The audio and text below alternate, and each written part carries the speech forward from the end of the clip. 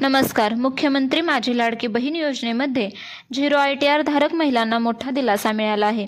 योजनेच्या अंमलबजावणी दरम्यान काही महिलांच्या कुटुंबातील सदस्यांनी 0 ITR भरल्याचे समोर आले होते, ज्यामुळे सिस्टीमने त्यांचे अर्ज तांत्रिकदृष्ट्या होल्डवर ठेवले होते. मात्र महिला व बालविकास विभागाने दिलेल्या स्पष्टीकरणानुसार योजनेची मुख्य अट ही वार्षिक उत्पन्न 2.5 लाख रुपयांपेक्षा कमी असणे आणि कुटुंबात कोणीही प्रत्यक्ष करदाता नसणे हीच आहे.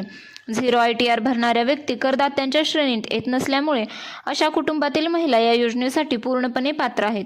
सध्या थांबलेल्या हप्त्यांची पडताळणी युद्धपातळीवर सुरू असून पात्र महिलांचे हप्ते लवकरात लवकर पूर्ववत केले जातील, असे प्रशासनाकडून सांगण्यात आले आहे.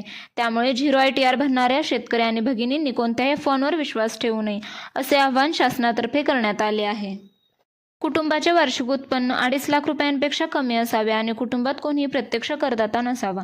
जर तुमचा ITR 0 असेल तर याचा अर्थ तुम्ही कर भरत नाही. त्यामुळे तांत्रिक त्रुटी दूर करून अशा पात्र महिलांना पुन्हा लाभ दिला जात आहे.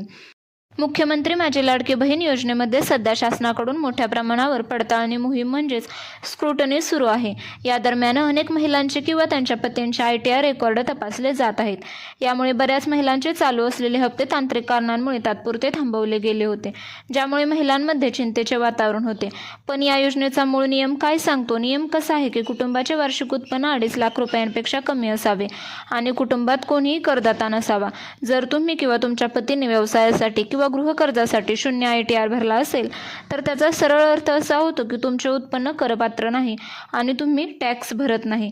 त्यामुळे महिला व बालविकास विभागाने स्पष्ट केले आहे, केवळ 0 ITR असल्यामुळे कोणतीही बहीण अपात्र ठरणार नाही. ज्या महिलांचे हप्ते या तांत्रिक त्रुटीमुळे थांबले होते त्यांच्या अर्जाची पुन्हा रिव्हेरिफिकेशन सुरू आहे. हा तांत्रिक दोष दूर करून पात्र महिलांचे थांबलेले पैसे पुन्हा जमा केले जातील. तर आजच्या या मोठ्या अपडेटवरून हे स्पष्ट झाले आहे की 0 ITR मुळे कोणत्याही योजनेचा लाभ बंद होणार नाही.